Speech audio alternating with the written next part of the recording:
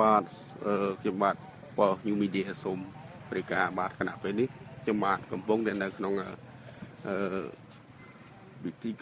ប្រកាសសាលក្រមរបស់សាលាដំបងរាជវិញប្រកាសទីតាំងមួយកន្លែងជាអតីតជាកន្លែងផលិតគ្រឿងញៀននៅក្រុមទី1សង្កាត់ទឹកមានជ័យខេត្តមានជ័យបាទសាលក្រមនេះគឺតឡាការសម្រាប់ប្រកល់ឲ្យជាសម្បត្តិរបស់រដ្ឋបាទហើយចំណែកជនល្មើសដែលត្រូវខាត់ខ្លួនគឺបានសមត្ថកិច្ចគឺបញ្ជូនទៅពន្ធនាគារកាលពី5ឆ្នាំកន្លងទៅហើយបាទនេះជាទីតាំងអតីតទីតាំងផលិតគ្រឿងញៀនមួយដ៏ធំនៅសង្កាត់ទឹកជ័យបាទខ្ញុំរិញ្ញារងវិញហើយនឹងមានសមត្ថកិច្ចរបស់ដែនដីនៅទីខណ្ឌមានជ័យមានខណ្ឌមានពេលអតីតមានពេលអតីតទេពេលអំក្រុងវាការប្រកបតែយើងចោះមកអនុវត្តសាលដីកាតុលាការកំពូលរឹបអូសទីតាំងនេះជាសម្បត្តិរដ្ឋ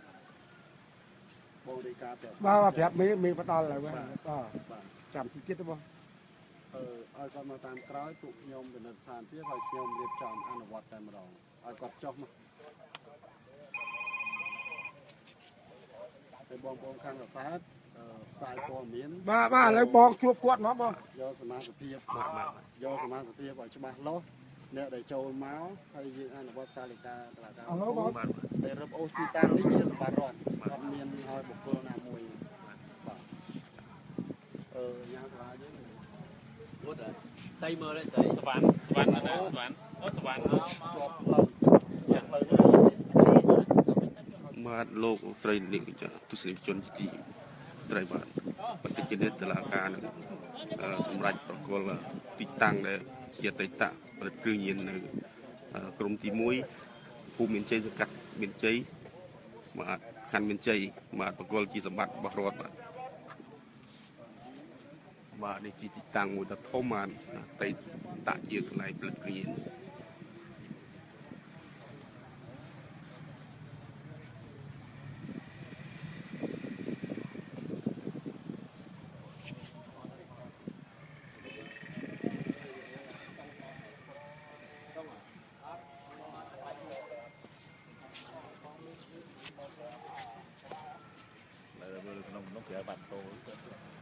បាទ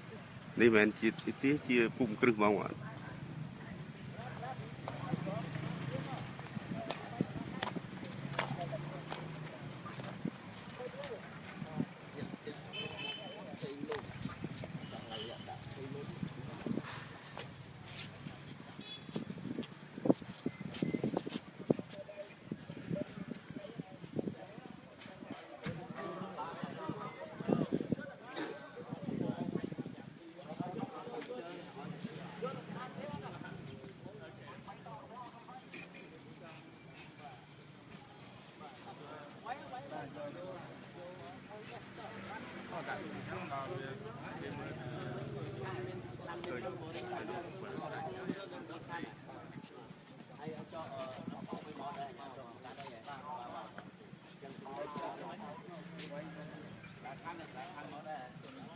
បាទសាលក្រមរបស់សាលាដំបងរាជពីរនេះគឺមានការចូលរួមពីគណៈកម្មការចម្រុះរួមមានសាលារាជពេញសាលាខណ្ឌមានជ័យអាវុធហត្ថខណ្ឌមានជ័យអាវុធហត្ថរាជពេញនិងប៉ុស្តិ៍កបាលសង្កជ័យសង្កាត់សង្កជ័យបាទ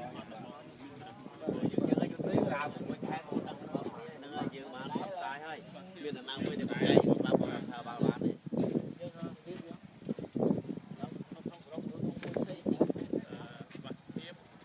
ប៉ុន្តែគាត់យើងដកតែបងមានប្រតិមួយយើងអនុវត្តសាលដីកាតុលាការបាទសាលដីកា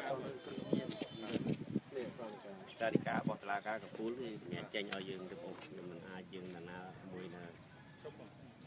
ប៉ុន្តែគាត់យើងមិនដឹងថាទីតាំងនោះមិនពីកន្លងមកចាំមិនមានអត់ទេមានអ្នកដេកយាមទេបងហើយមានគេឲ្យមកដេកយាមដូចតែយើងអនុវត្តមិនសមអញ្ចឹងអនុវត្តមិនសមអញ្ចឹងប៉ុន្តែច្រើនគ្នាតាមមើលតាមផ្សេងមិនច្រើនហ្មងទេទីពីអ្នកឯនោះខ្លួនប្រហែលគ្រួសារនេះតាមមើលតសួរគាត់អូនវិទនាហើយទៅបាទ ជានីការកាសាក្រមរបស់សាលាពេជ្របាទ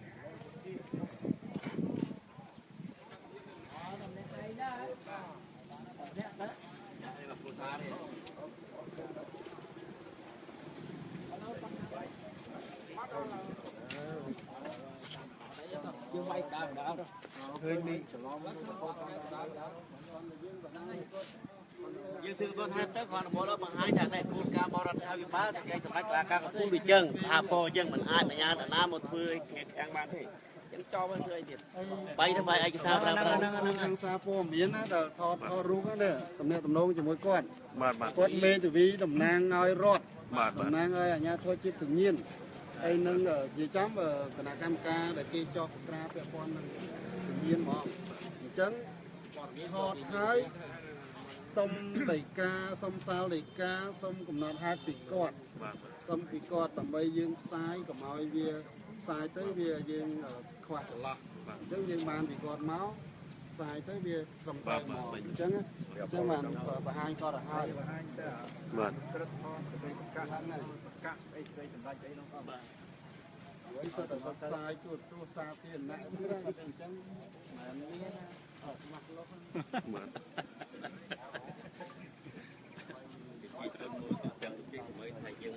បាទបាទបាទ នេះឲ្យច្បាស់ហើយតែឲ្យច្បាស់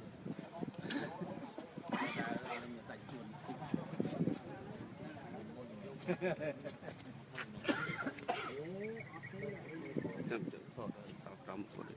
បងសុំថតគាត់មិនគាត់ឲ្យថត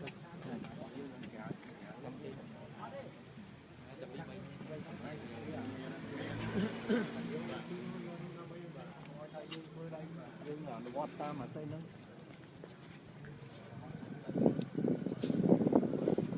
បាទនេះជាទីតាំងផលិតគ្រឿងញៀនកន្លងទៅនេះដែលសមាជិកក្រសួងមហាផ្ទៃប្រចាំក្រសួងផ្ទៃបានបង្ក្រាបនិងឃាត់ខ្លួនជនសង្ស័យយកទៅដាក់ពន្ធនាគាររួចហើយបាទហើយគណៈពេលនេះក៏មានសាលក្រមសម្រាប់ពីតុលាការកំពូលវត្តរាជធានីពេញបាទសម្រាប់បកគលឲ្យជាសម្បត្តិរដ្ឋមិនពុំមានជារបស់អ្នកណាម្នាក់ទេបាទ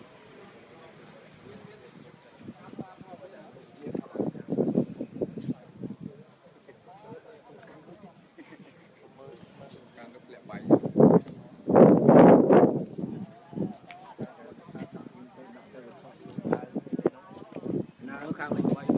បាទ មានយកមកអត់មានទៅអនុក្រឹត្យស្ដីប្រកាសស្ដីសម្រាប់ផ្សេងៗនោះបើយើងមាននៅក្នុងអីនេះគាត់មាននៅក្នុងបាទពាក់បន្លាយកអញ្ចឹងណាដាក់បន្លាយកអញ្ចឹងដាក់មើលដាក់ទៅឲ្យដឹងថាស្អីផងកុំឲ្យថាយើងវាបុកច្បល់មិនដឹងសមាជិកណាបើភាពណា បាទបាទគុណជម្រាប កាលនេះគេបន្លំពាក់ទៅណាតាមនេះអាការរបស់មានការជាពាក់ចាក់ទៅខ្ញុំឲ្យវាវិជាជីវៈយើងវាឡូវដេញចាំបាទចាំយើងក៏ស្គាល់តែភាពដូចយើងអត់ដឹងថាសមាជិកណាអញ្ចឹងមិនថាស្អីដូចណាងឯកាអបឡាបងនេះពេញសាស្ត្រមានបានក៏វាច្បាស់ការ បាទបាទ មកសាយទៅខុសពីណានោះមានតោះយកនំមកបាទអត់យកមកយ៉ាងទៅមួយខានផ្សេងមានអត់ណាផ្សេងមកដើម្បីឲ្យគេមើលទៅអនុវត្តតាម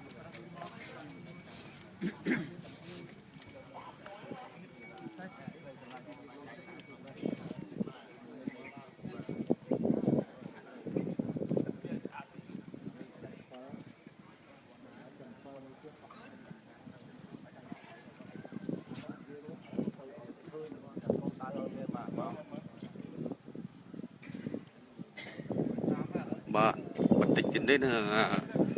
សាលាកំពូលរបស់សាលាកំពូលតុលាការកំពូលនឹងសម្រេចបកគលទីតាំងអតីតជាទីតាំងផលិតគ្រឿងញៀននៅក្រមទី1ភូមិមានជ័យសង្កាត់សឹងជ័យរាជធានីពេញ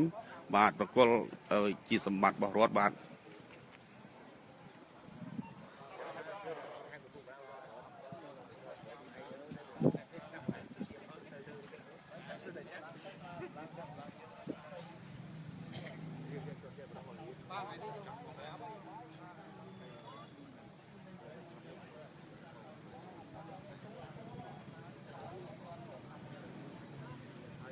បាទហើយ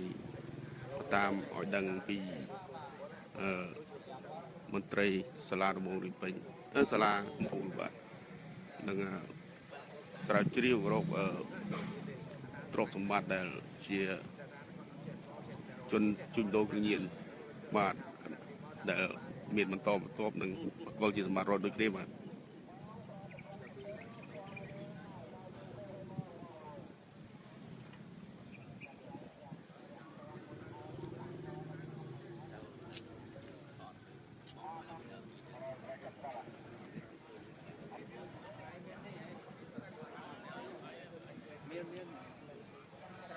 មានទេក្រានេះយើងសេនអាប្រកាសនេះដោយសារយើងអត់នេះប៉ុន្តែអត់តឲ្យលេខអត់តប្រកាសនេះមួយប៉ានេះវាមាននៅក្រៅប៉ុន្តែនេះជាអត់បានថតចេញបាទនេះលេខខ្ញុំសេនបានបាទនេះការលេខ054ស្អីពីការបង្កើតគណៈអតីតសមាជិកគណៈកម្មការហ្នឹងណាបាទប៉ុន្តែខ្ញុំសេនទៅដើម្បីឲ្យមើលអញ្ចឹងប៉ុន្តែតឲ្យលេខខ្ញុំអត់ដឹងថាមិនយ៉ាងខ្ញុំអត់ដែរចាំសេវលេខមកសេវចាំសាពីការតែហ្នឹងយើងចាំខ្ញុំសេវហ្នឹងមកលេខក្រោម Telegram ពីខ្សែគាត់តែអញ្ចឹង096បាទអត់ខ្ញុំ089គាត់នេះទៅ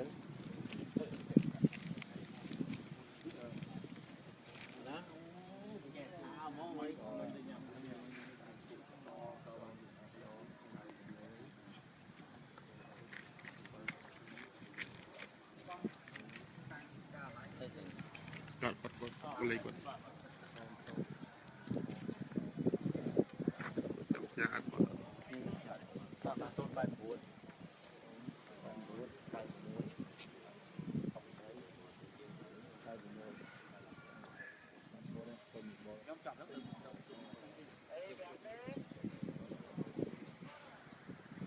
បាទនេះជាទីក្រាំងមួយដែលជាភូមិគ្រឹះមួយដ៏ធំណាស់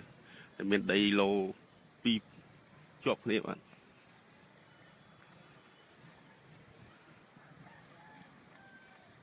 ាទឃើញថាដីនេះធំណាស់បាទ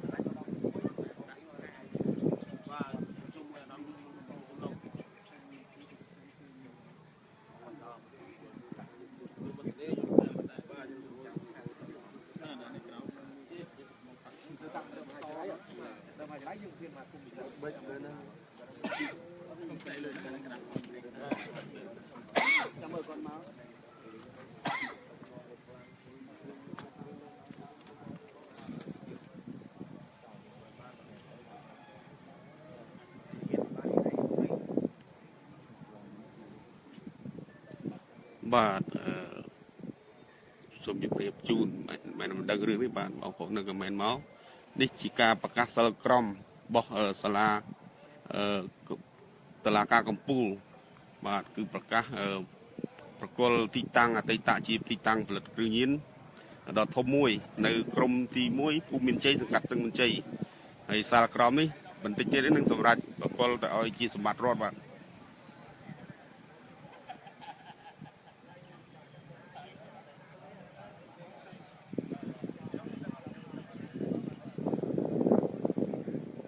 មិនមែនជាសំណងអត់ច្បាប់ទេបាទគឺជាទីតាំង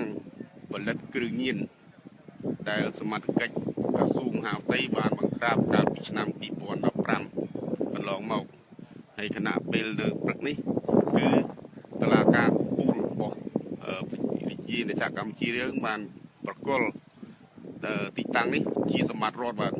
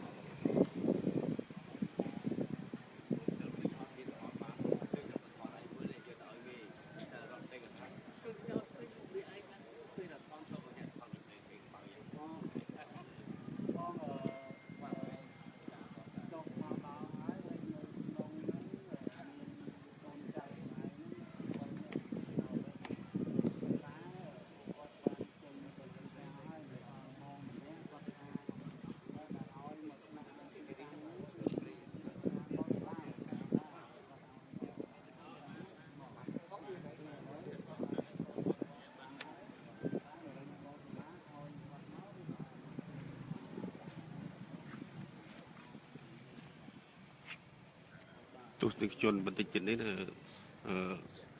សាលាកំពូលតុលាការកំពូលនឹងប្រកាសសាលក្រមក៏ទីតាំងនេះឲ្យទៅជាសម្បត្តិរដ្ឋបាទ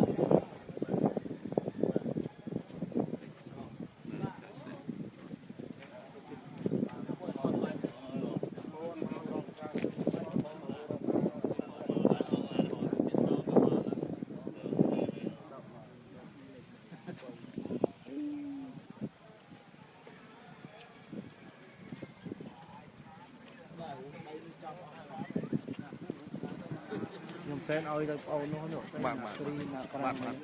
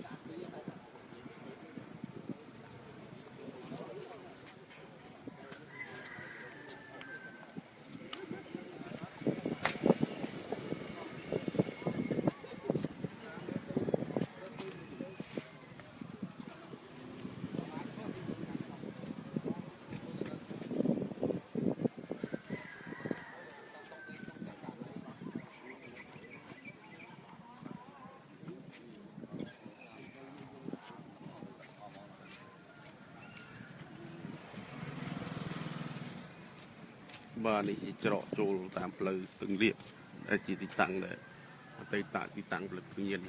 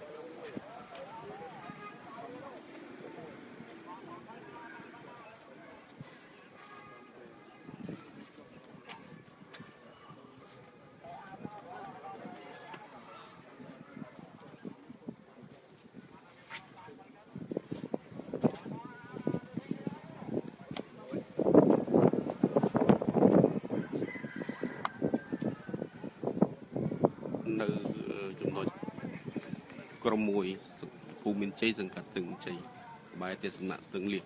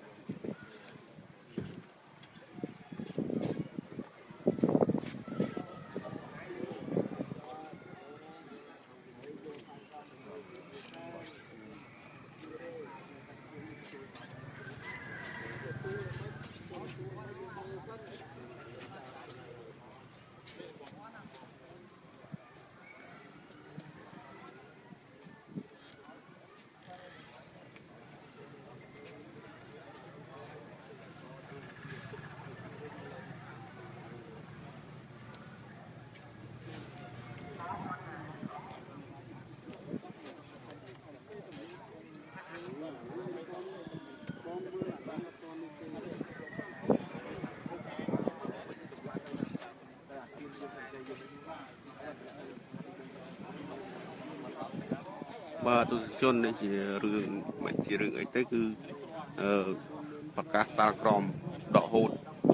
ទ្រព្យសម្បត្តិដែលជនល្មើសជាអ្នកផលិតគ្រឿងញៀននៅក្រុមទី1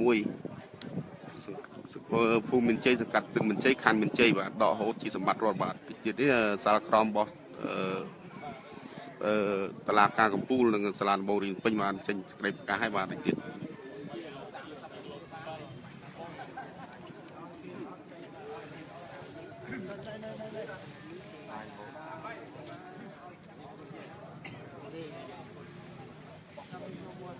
គាត់អានសាក្រមណា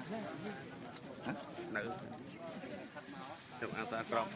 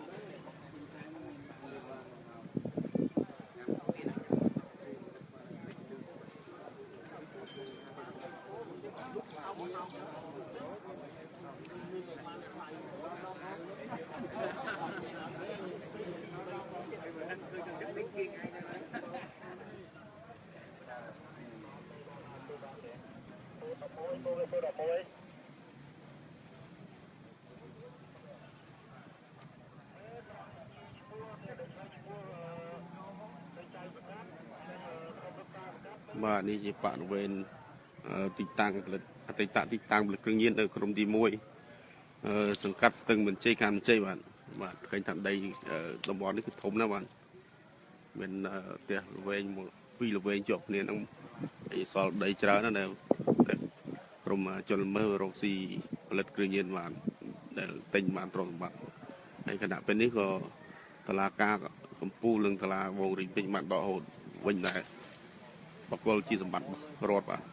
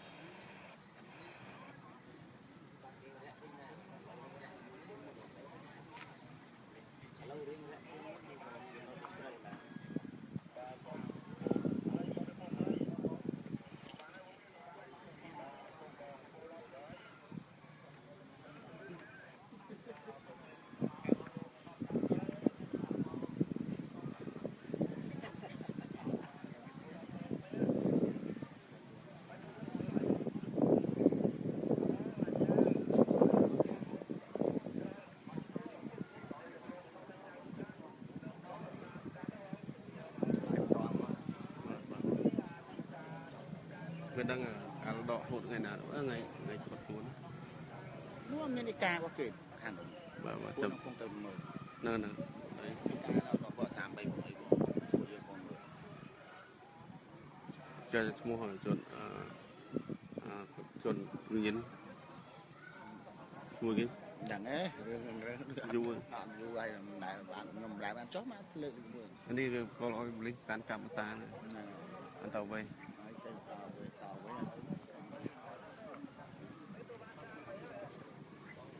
គាត់អត់តែគេធ្វើគឺអាផ្ទះគេ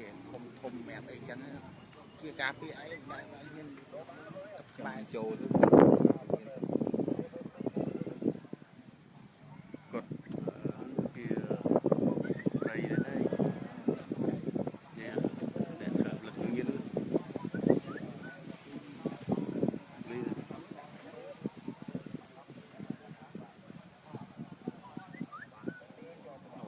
ជួយតាមឲ្យភូមិមិនឆ្ងាយពងពុយតែអី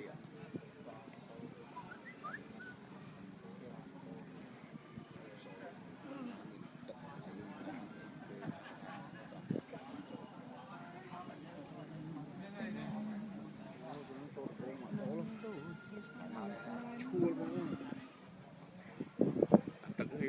លឹកញៀនមកលឹកបានដែរហ្នឹងនិយាយលឹកចេញទៅ Rồi ông chân nó nó đứng cái cho đọc đèn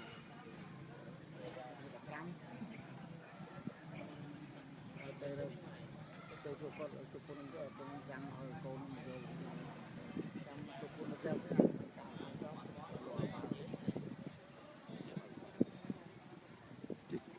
ចាំនេះក៏លោកបាន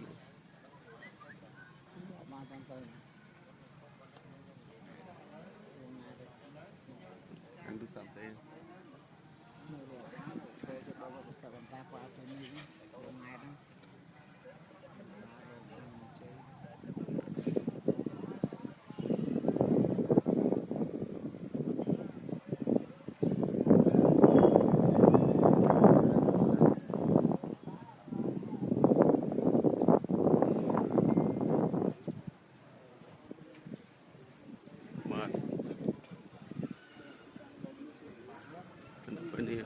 sạc rong của bạn bài tất cả các bạn តាមច្បាប់ហើយអញ្ចឹងបងមកស្នាក់នៅលើទីនេះគ្រាន់តែស្នាក់នៅបណ្ដោះអាសន្នទេមិនដឹងថាមេបងឲ្យបងពលានដីហ្នឹងឬយ៉ាងម៉េចទេបាទតែឲ្យបងមកកាន់កាប់លើដីហ្នឹងឯងបាទអញ្ចឹងឥឡូវដល់ដំណាក់កាលដែលសមត្ថកិច្ចហ្នឹងត្រូវរឹបអូសអាហ្នឹងជាសម្បត្តិរដ្ឋ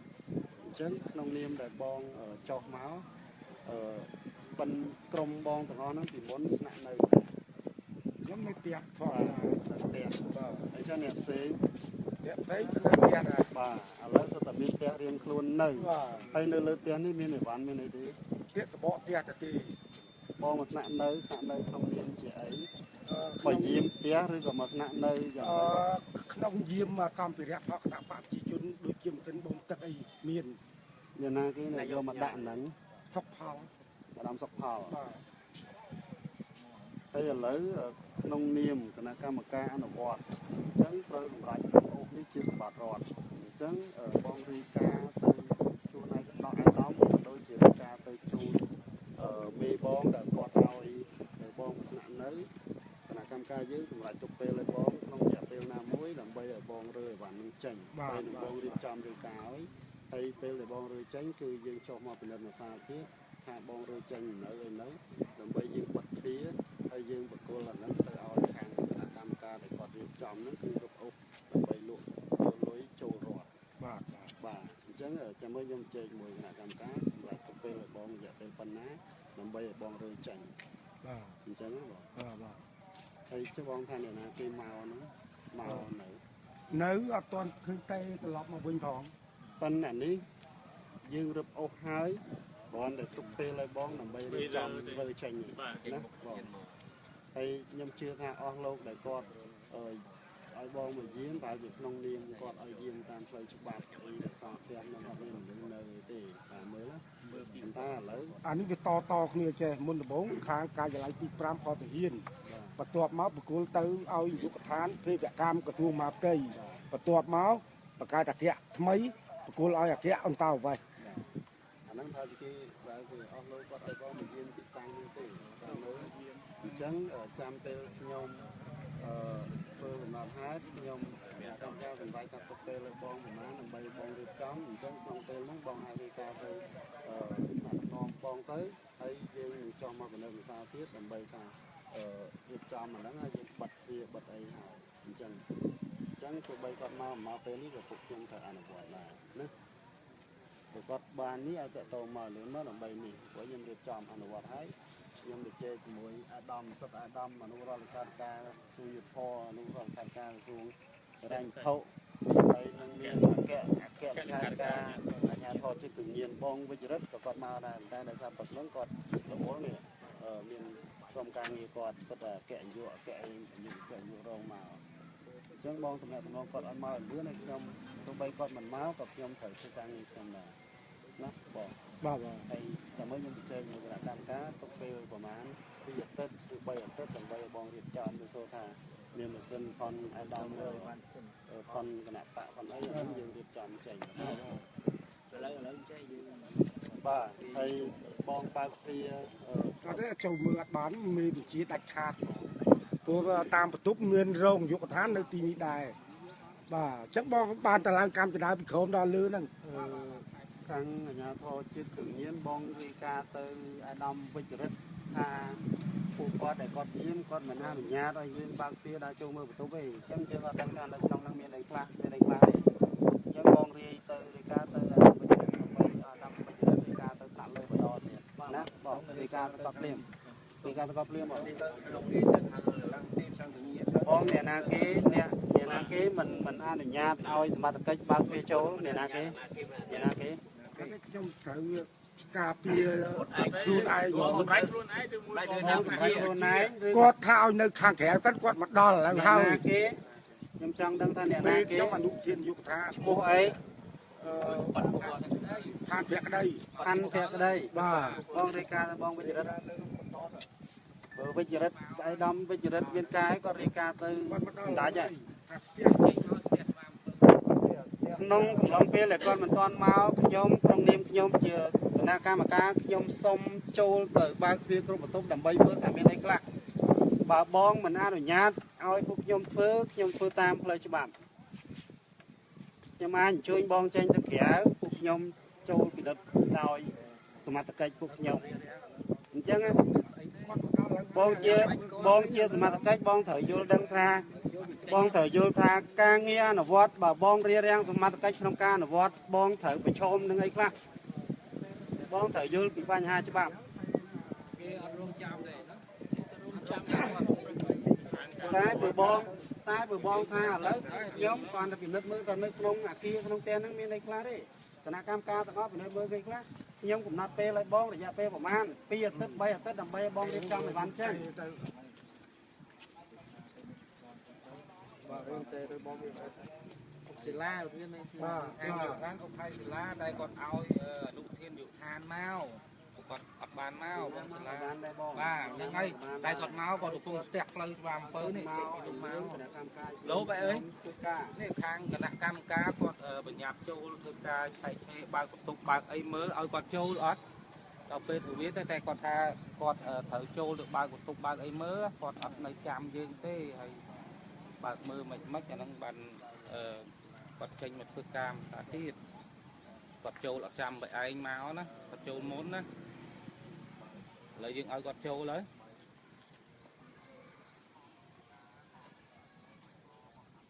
នៅគាត់ទាំងអស់ហ្នឹងយើងខុសឥ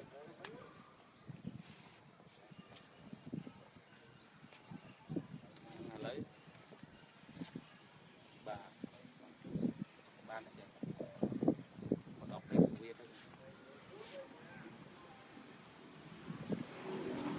ពេលដែលគេមកអនុវត្តថ្ងៃហ្នឹងបងស្នាក់នៅនឹងបងបានទទួលលំនឹងថាមានសមត្ថកិច្ចចំអនុវត្តថ្ងៃហ្នឹងទេអត់បានទទួលទេបងអត់ដឹងផងបើសិននេះបានទទួលប្រហែលជាគាត់មកចាំមុនហើយអត់បានទទួលអីទាំងអស់តាមពិតសមត្ថកិច្ចគេយល់ថាទីតាំងហ្នឹងវាជាដីប្រទេសដោយសាររឹបអូសជាសម្បត្តិរដ្ឋហើយម្ចាស់វានឹងជាប់គុកអស់ហើយជីវិតជាប់គុកមួយជីវិតពាក់ព័ន្ធនឹងគ្រឿងញៀន20ឆ្នាំទៅមួយជីវិត ចឹងយើងគិតមើលថាមានអស់លោកណាអ្នកហ៊ានធានាមកគ្រប់គ្រងរបស់ហ្នឹងដើម្បីយកជាកម្មសិទ្ធិមានទេឥឡូវឧទាហរណ៍ក្នុងនាមថាបាទក្នុងនាមថាខ្ញុំសួរថាមានអ្នកណាអ្នកហ៊ានថាមកយកអាហ្នឹងធ្វើជាកម្មសិទ្ធិទេបើម្ចាស់វាជាប់គុកពី20ឆ្នាំទៅមកជីវិតហើយវានេះវាគ្រាន់តែពាក់ព័ន្ធដល់អីវ៉ាន់ដែលយើងចាប់បោះករណីមកយកទុកនៅហ្នឹងបើមកដេកចាំគ្រាន់តែយើងមកដេកចាំបានន័យថាយើងគ្រាន់តែមកមើលទេអញ្ចឹងរឿងអីសមត្ថកិច្ចដែលគេចោះមកធ្វើការហើយយើងមិនឲ្យសមត្ថកិច្ចធ្វើការទៀតក្នុងនាមបងជាសមត្ថកិច្ចជាមន្ត្រីនគរបាលជាអីចឹងឥឡូវយើងគិតតាមផ្លូវច្បាប់មើលមិនមែនថាមិនឲ្យខាងបងចុះធ្វើការទេប៉ុន្តែគ្រាន់តែខាងមេនោះគាត់អត់បានទទួលដំណឹងដែរវាចេះអត់បានទទួលដំណឹងថាគេចុះមកត្រួតពិនិត្យអីថ្ងៃហ្នឹងអត់មានបានទទួលទេអញ្ចឹងគាត់កំពុងចេញដំណើរមកហើយគាត់អត់មានជំទាស់ថាមិនឲ្យបងចូលត្រួតពិនិត្យចូលអីទេត្រួតពិនិត្យទេបងចុះមកគ្រាប់សម្បត្តិរដ្ឋមិនចូលមកត្រួតពិនិត្យច្រឡំមែនខ្ញុំមកត្រួតពិនិត្យអាគារនឹងថាមានមនុស្សនៅម្នាក់ខ្ញុំមករឹបអូសបាទរឹបអូសគាត់នៅគ្រាន់ថាគាត់នោះពួកគាត់អត់បានទទួលដំណឹងដែរហើយគាត់ប៉ុន្តែអានេះកាត់សាសបងទេអានេះគេមករឹបអូសគេបង្កាត់ទីទេប៉ុន្តែទ្រព្យសម្បត្តិបងរើចេញជាធម្មតាមិនមែនរើអូសទ្រព្យសម្បត្តិបងឯងរើទីតាំងហើយនៅអាគារតែដល់គាត់មិនគឺជាអញ្ចឹងមិនសិនគាត់បានទទួលដំណឹងមកគាត់ចាំមកគាត់បានទទួលដំណឹងអីទាំងអស់គាត់ថាសំភារៈគាត់សំភារៈគាត់នេះសំភារៈគាត់បាទពេលតែមានសម្ភារៈម៉ាស៊ីននៃផននាំសុខគាត់ទេ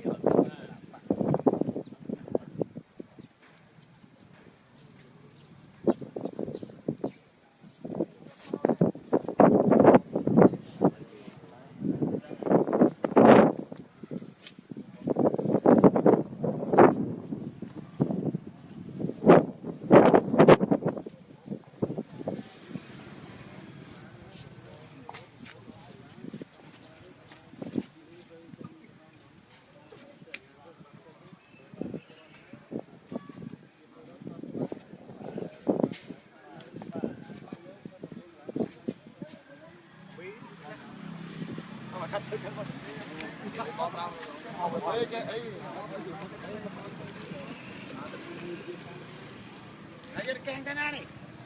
Biar tay.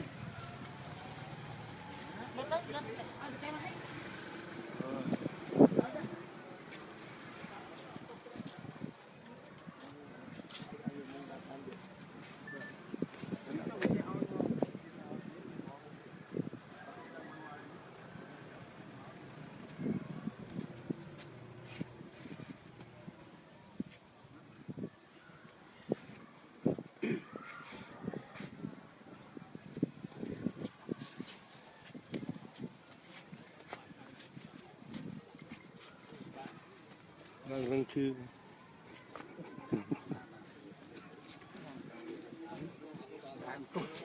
ở đấy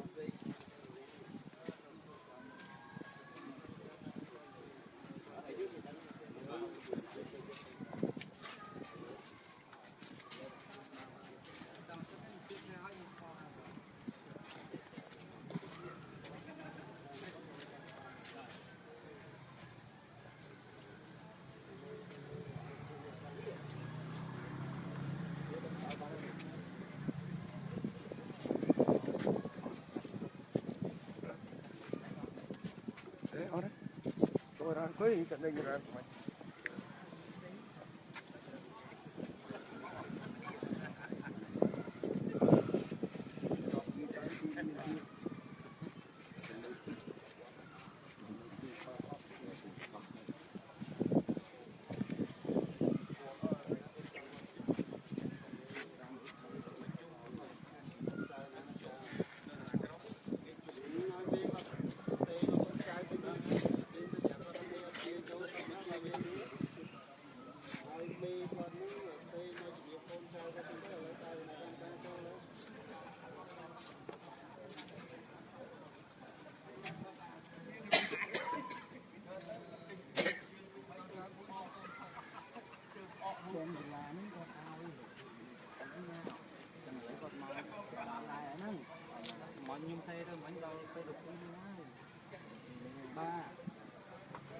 គាត់អត់បានមកទេសាលាហ្នឹងគាត់ឲ្យដល់រុស្ស៊ីបាទដល់រុស្ស៊ីចាំនេះទេ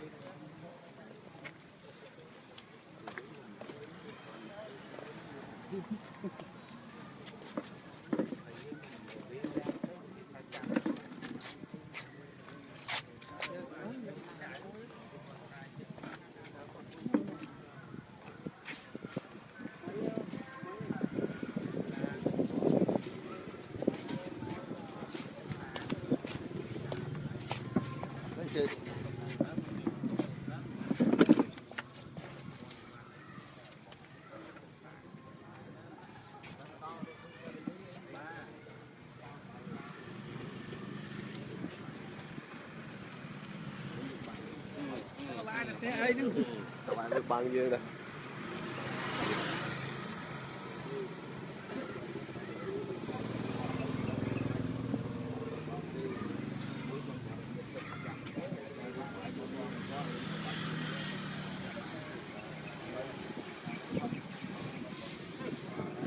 បាទបតាមសាសរបស់គូត្រីប្រចាំគ្រឿងញៀនម្នាក់បានឲ្យដឹងថាម្ចាស់កម្មសិទ្ធិផ្ទះនេះត្រូវបានជាប់គុកអស់មួយឆ្នាំហើយបាទផលិតគ្រឿងញៀនកាត់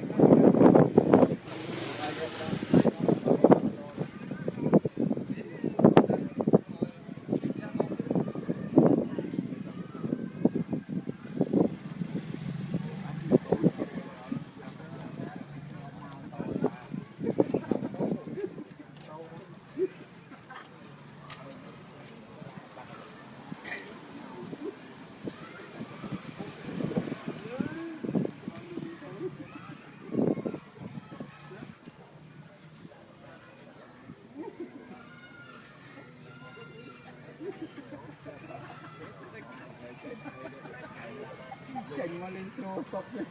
ដឹងទេបាត់ឡៃណា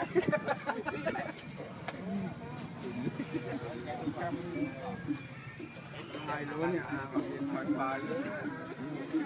អន់គេមកដាក់ភ្លេចកាចិត្តនេះណាហើយដាក់ចូលឯង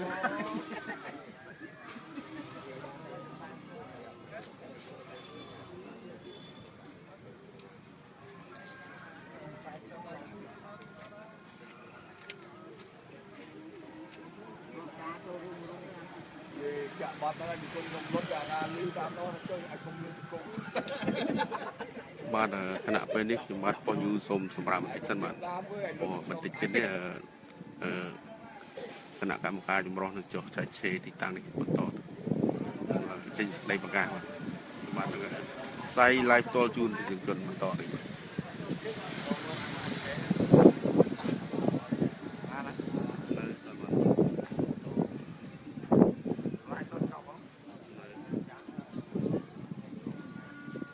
ហើយជាកន្លងម៉ោងនេះ7 ម៉ោងណាទេដល់មក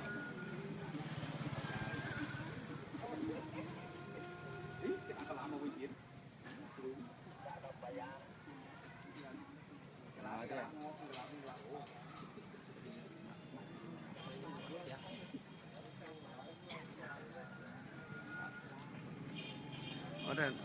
គេសម្បត្តិត្រីពលីទេអាអ្នកផលិតនេះជាប់គុកហ្នឹង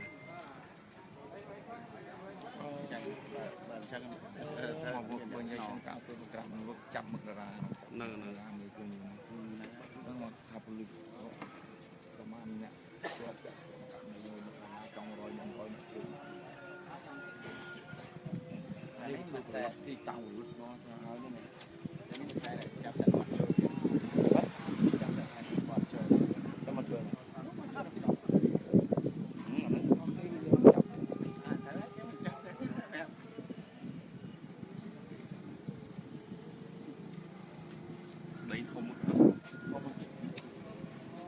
ទិញមួយថោកវាធ្វើហុំមកធ្វើកន្លែងផលិតមកទៅហើយទៅធ្វើកន្លែងផលិតធ្វើទៀតទេដល់វាផលិតក្នុងផ្ទះណាដល់ការ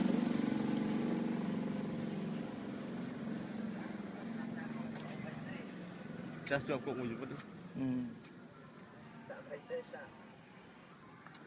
បានស្រួលណាស់ជាប់គុកមួយជីវិតគាត់ តិ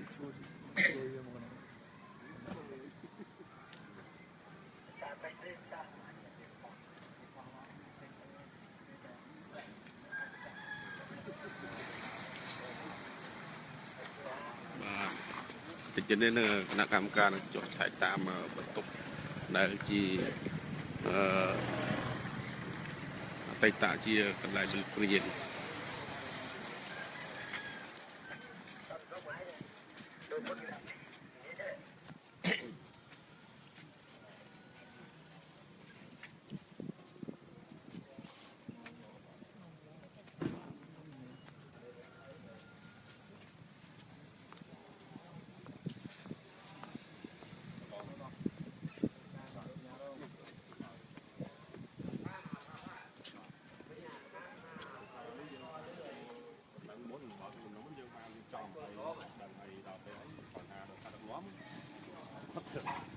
họ chưa gặp nắng này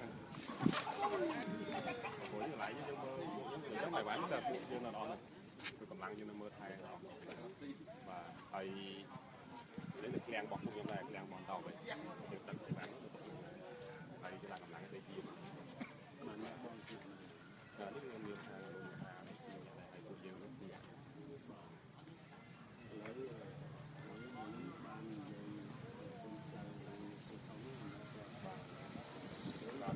ra những cái cá to to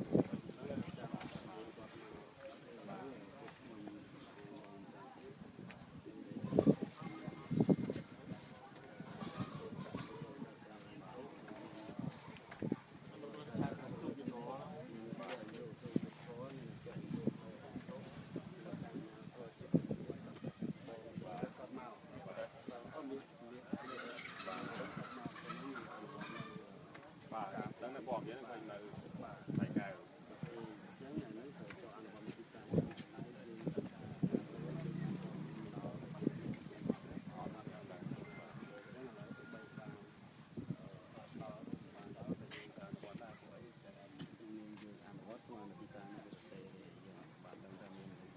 bà cho máu từ làm bây dương ô hình như chưa sinh hoạt rồi bà là ca bà là ca của chưa sinh hoạt rồi thì chẳng miền bòn có chọn tiếp có tiếp cái nào cam ca để còn lại tổ tang thường nhiên ấy rồi ôm chẳng là việc tròn lại từ mặt tới mình làm tổ chẳng ô tới để cho nó ở từ con trai bóng có nặng lên năng và chẳng là nhóm trong tôi mơ thành nồng bà mấy xong vật và mới vật lại khác ở lại chỗ này bà thấy được xa thì tham nhân mình cái nó dân mơ tam lần còn bà dân chỉ có nhân mình cái có tích nông nghiệp phục nhung là cầm cái chỉ có tranh khéo này bà chỉ có tranh khéo nhung chỗ mơ thu này ta nhân mình cái hay mà cái mía thòng nó ăn bọt bắp viên để làm một điều đáng này bà ăn bọt bắp mình trắng và trắng còn chơi nó xong rồi phụ là cầm cái nhóm làm sự làm sự nước trôi thì mình vừa đặt nông nứng miền ấy khỏe chẳng bà rồi có bòn đi thế còn người mơ ấy nông lòng tiền dạng đeo của màng ngay bằng bà vô là bữa sau nó có nhưng mà xa đây tha để xa thì mới còn chọp là này lừa đây hay chứ còn tha bỏ tìm mới dương ai bà chỉ nó mới từ còn tay là tha ấy vài bạn khen vào phụ nhóm nắng tìm mới tới bà tha bật xíu nhưng tàu vô trên sân bà với lại chơi ca đây bà nó còn đang đây âm miền chìm to đây bà là mơ ở đây tới gặp là ai trong nói mũi tiết cao vì trọp sầm bát hàng trọp hàng phần con ấyคือtrọpแบบphần phần មើលគឺញៀនគេ trọp ហើយគេរឹបអស់អស់តែម្ដងនិយាយចាំនេះគឺមានទីតាំងបាទបកទេបាទអត់គេយកនិយាយចាំហ្នឹងវាយូរតតឆ្នាំជាងមកហើយ phân là cá nóng ở thằng mặt cây lông này cá កាលហ្នឹងខាងយូរខាងស្នងខាង phân là thằng viên này cá បែរដល់ពេលកាត់បំបែកទៀតយូរខាងបំបែកទៀត phân là cá phân là mới nướng lại thằng lông này cá កាលហ្នឹងខាងនិយាយខាងដូចខាងក្នុងសុកបាទក្នុងយូរហ្នឹង chứ là con con trai បាទđấyបងជួយអស់គ្នាណាបាទ bon thêm dương châu mà chỉ nấu ăn nó châu là bán buôn cả mẹ tới bán cả mẹ mà lại muôn mà Yang buồn con nè bán này. ba này ăn nè tới cả buôn nè bán Yang buồn nhá bán này.